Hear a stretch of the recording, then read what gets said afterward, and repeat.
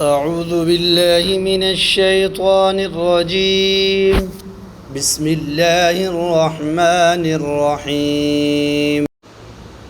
وترى كثيرا منهم يسارعون في الإثم والعدوان وأكلهم السحت لبئس ما كانوا يعملون لولا ينهاهم الربانيون والأحبار عن قولهم الإثم وأكلهم السحت لبئس ما كانوا يصنعون.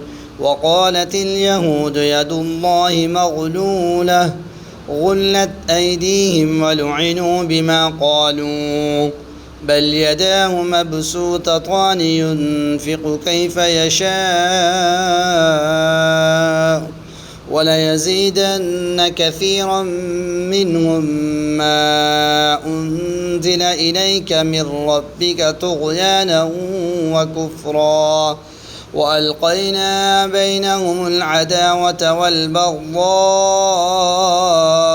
إلى يوم القيامة كلما أوقدوا نارا للحرب أطفأها الله ويسعون في الأرض فسادا والله لا يحب المفسدين.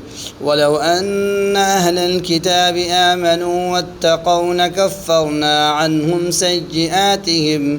سيئاتهم ولأدخلناهم جنات النعيم ولو أنهم أقاموا التوراة والإنجيل وما أنزل إليهم من ربهم لأكلوا من فوقهم ومن تحت أرجلهم منهم أمة مقتصدة وكثير منهم ساء